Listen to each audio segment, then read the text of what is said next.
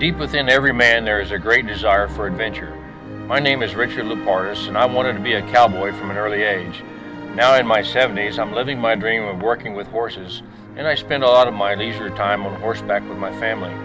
So when the opportunity arose to participate in a once-in-a-lifetime adventure out west, I thought I was dreaming. I could only imagine the challenges to come. The plan was to ride across 5 states from Mexico to Canada. It would take more than 4 months, beginning in April 2009. We started along the Mexican border at a cattle crossing in New Mexico, just west of El Paso, Texas. The 18-foot-high border fence would be difficult for anyone to cross.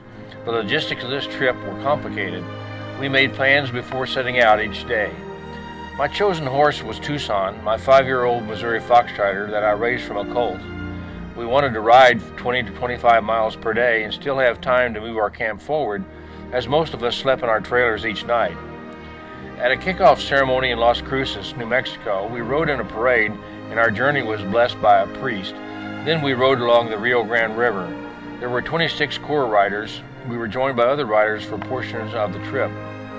Ranches in New Mexico were vast. We rode across a 255,000-acre ranch that took us 3 days to cross. Having a good trail boss was essential to stay on course. Many of the ranchers provided us gracious hospitality, including water for the horses and dinner for us. We had a water truck also if we needed it. New Mexico is truly the land of enchantment. The openness and blue sky, all proof of God's great creation. I rode in the wagon tracks of pioneers. Wagon Mound is a landmark on the Santa Fe Trail, which can be seen for 80 miles in each direction. The great prairies transition into mountain foothills, and eastern Colorado and western Nebraska served as the doorway to the Black Hills with unlimited beauty and inspiration. At this point, I left the trail ride for a few days to attend my son's wedding, and after returning to the ride, my brother took a turn for the worse. I left the ride again and was able to be with him in his final days. Then I returned to the ride in Nebraska. The wind, rattlesnakes, and hot summer sun seemed unbearable. At times it seemed like we would never get to our new camp. With the Black Hills came evidence of the Indian folklore and the image of large herds of buffalo roaming freely. There were unique rock formations, gentle rolling hills, where I was always searching for the highest peak. When there, I felt I was on top of the world. An early morning departure took us along the Mickelson Trail, which we would follow for over 100 miles in South Dakota. Our trail then took us into the Badlands of South Dakota, the sacred land of the Lakota people, which are filled with majestic colors and unusual ground formations. As we entered this area, I felt, and I think Tucson sensed, the presence of the Holy Spirit and His blessing on this land.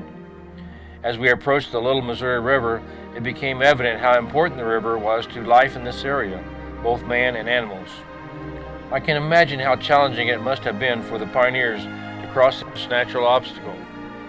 We then rode through Roosevelt National Park in North Dakota and found a safe place to ford the river. Our daily lunch stop was a time for fellowship and resting, but our campgrounds became more difficult to reach as we traversed the rugged North Dakota terrain. Nearing our goal of the North Dakota border, we gave us a sense of accomplishment. And finally, we could see the finish line. We crossed into Canada on September the 5th, 2009. Unlike the Mexican border, there's no fence, just a marker. We were met at the border crossing ceremony by reporters and local dignitaries. I had the pleasure of riding with this Lakota chief on the trail. He was able to cross the border and return without a passport. I thank God for the fulfillment of this dream, and for the friends I made, and the wonderful people I met along the way. And for Tucson, my trusted mount, who never failed to climb mountains, cross plains, and ford rivers when asked. What a great friend and companion. This long ride must have been something like the pioneers experienced when they traveled our beautiful country. I felt joys and sorrows along the way.